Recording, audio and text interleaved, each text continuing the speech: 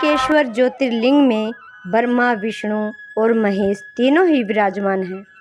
यही इस ज्योतिर्लिंग की सबसे बड़ी विशेषता है। अन्य सभी ज्योतिर्लिंगों में केवल भगवान शिव ही विराजमान रहते हैं।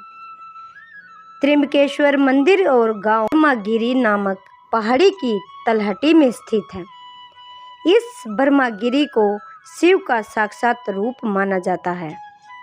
इसी पर्वत पर पवित्र गोदावरी नदी का उद्गम स्थल है। एक बार महर्षि गौतम के तपोवन में रहने वाले ब्राह्मणों की पत्नियां किसी बात पर उनकी पत्नी अहिल्या से नाराज हो गई और उन्होंने अपनी पत्नियों को ऋषि गौतम का अपमान करने के लिए प्रेरित किया। उन ब्राह्मणों ने इसके निमित्त भगवान गणेश जी की आराधना की। उन ब्राह्मणों की आराधना से प्रसन्न होकर गणेश जी वहां प्रकट हुए और उनसे वर मांगने को कहा। उन ब्राह्मणों ने कहा, प्रभु, यदि आप हम पर प्रसन्न हैं तो किसी प्रकार ऋषि गौतम को इस आश्रम से बाहर निकाल दे। उनकी यह बात सुनकर गणेश जी ने उन्हें ऐसा वर न मांगने के लिए समझाया, किंतु वे अपने आग्रह पर अटल रहे। अंत में गणेश जी को विवश होकर उनकी बात माननी पड़ी। अपने भक्तों का मन रखने के लिए वे एक दुर्बल गाय का रूप धारण करके ऋषि गौतम के खेत में जाकर रहने लगे। गाय को फसल खाते देखकर ऋषि गौतम बड़ी नरमी के साथ हाथ में लकड़ी लेकर उसे भगाने के लिए उसके पास गए। उस लकड़ी का स्पर्श होते ही वह गाय वहीं मरकर गिर पड़ी। अब तो बड़ा हाहाकार मच गया। सारे ब्राह्मण इकट्ठा होकर हत्यारा कहकर ऋषि गौतम का अपमान करने लगे। ऋषि गौतम इस घटना से बहुत आश्चर्यचकित और दुखी हुए, क्योंकि ऋषि के हाथ से उस लकड़ी का स्पर्श होते ही वह गाय मर गई। अब उन सारे ब्राह्मणों ने कहा कि तुम्हें यह आश्रम छोड़कर अन्य कहीं दूर जाना होगा। गो हत्यारे के पास में रहने से हमें भी पाप लगेगा।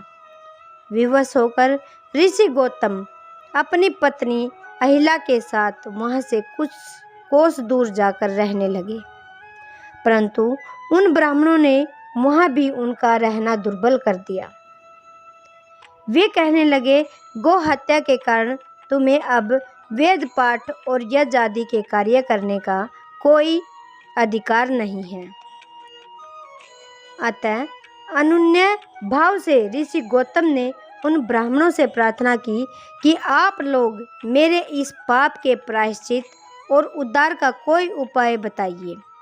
तब उन्होंने कहा, ऋषिवर, तुम अपने पाप को सबको बताते हुए 3 बार पूरी पृथ्वी की परिक्रमा करो, फिर लौटकर यहाँ तक महीने तक व्रत करो। इसके बाद ब्रह्मागिरी की 101 परिक्रमा करने के बाद तुम्हारी शुद्धि होगी और यहाँ गंगा जी को लाकर उनके जल से स्नान करके 1 करोड़ पार्थिव शिवलिंगों से शिव जी की आराधना करो। इसके बाद पुनः गंगा जी में स्नान करके इस ब्रह्मागिरी की 11 बार परिक्रमा करो। फिर 100 घड़ों के पवित्र जल से पार्थिव शिवलिंगों को स्नान कराने से तुम्हारा उद्धार होगा।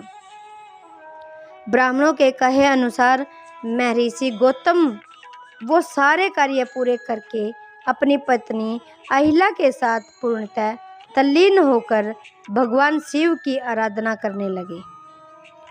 उनकी आराधना से प्रसन्न होकर भगवान शिव प्रकट हुए और उनसे वर मांगने को कहा। महर्षि गौतम ने उनसे कहा, हे ब्रह्मदेव, हे महादेव जी, मैं यही चाहता हूँ कि आप मुझे गो हत्या के पाप से मुक्त कर दो। भगवान शिव ने कहा, वत्स गौतम, तुम सर्वथा निष्पाप हो। तुम्हारे हाथ से कोई पाप नहीं हुआ।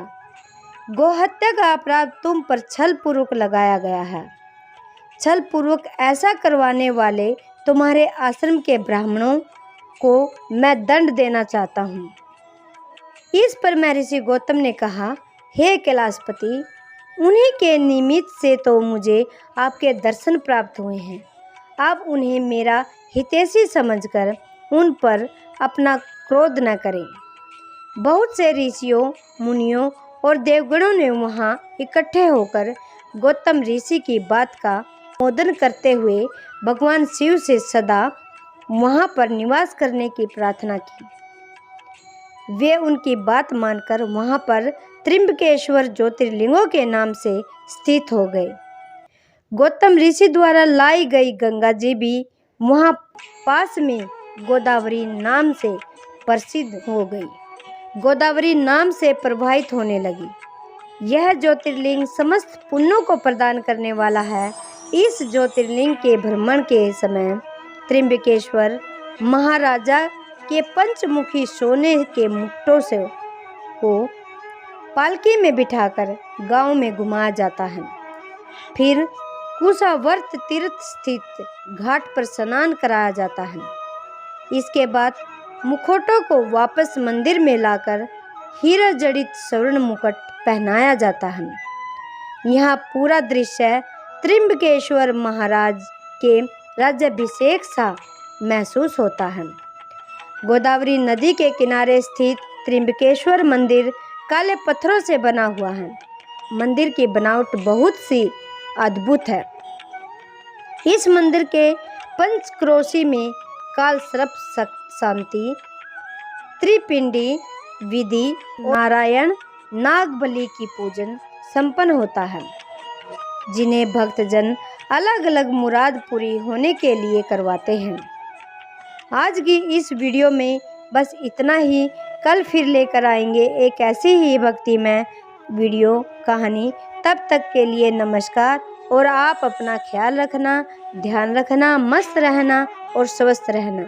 ओम नमः शिवाय।